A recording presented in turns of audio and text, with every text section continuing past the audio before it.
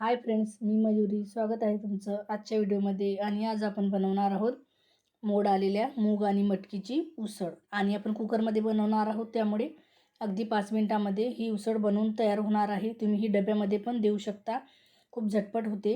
आणि आता आपण इथे मोड आलेले मूग आणि मटकी बघूया. तर खूप छान असे मोड आलेले आहेत मूग आणि मटकीला.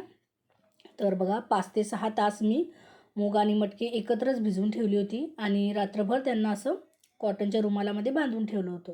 जवळून बघू शकता किती मस्त असे मोड आलेले आहेत. आणि जवळजवळ 12 तास हे रुमालमध्ये राहायला पाहिजे, तेव्हा मग याला छान अशा पद्धतीने मोड येतात. आणि आता वाटण तयार करण्यासाठी इथे मी 2 कांदे, लसूण, अद्रक, 2 हिरव्या मिरच्या आणि कोथिंबीरचे देठ घेतलेले आहेत. तुम्ही ऐवजी कोथिंबीर घेतला तरी चालेल. आणि हे बघा, मस्त बारीक वाटण इथे तयार करून घेतलेलं आहे. इथे मी खोबऱ्याचा वापर केलेला नाही. तुम्हाला जर खोबरं घ्यायचं असेल तर चालेल. आणि कुकर गरम करून घेतला आणि फोडणी करून घेतली. तर बघा काय झालं, फोडणी करतानाचा व्हिडिओ डिलीट झाला माझ्याकडून चुकून.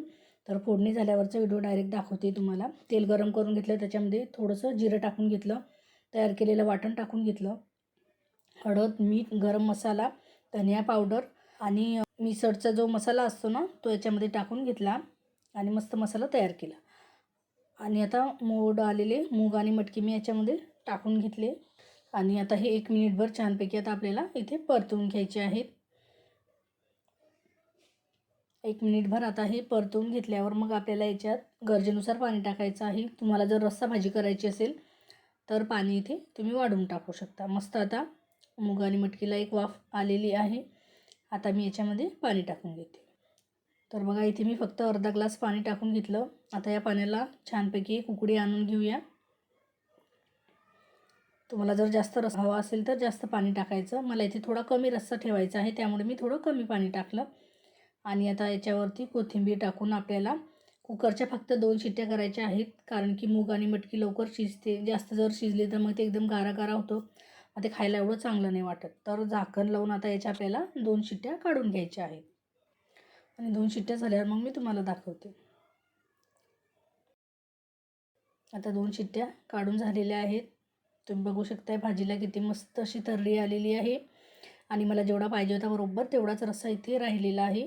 मस्तपैकी हे मिक्स करून पण घेतलं. बघा, अजिबात मटकी आणि मूग तुटत नाही आहे तिथे. आणि मस्त तर्री आलेली आहे भाजीला. ही भाजी भाकरीसोबत पण छान लागते, चपातीसोबत पण छान लागते. आणि आजची रेसिपी तुम्हाला कशी वाटली मला कमेंट्स करून नक्कीच सांगा. आजचा व्हिडिओ जर आवडला असेल तर व्हिडिओला लाईक, शेअर, कमेंट्स नक्की करा. आपल्या चॅनलला आठवणीने सबस्क्राईब करा. चला तर मग परत भेटूया अशाच एका मस्त अशा नवीन व्हिडिओसोबत. तोपर्यंत बाय बाय.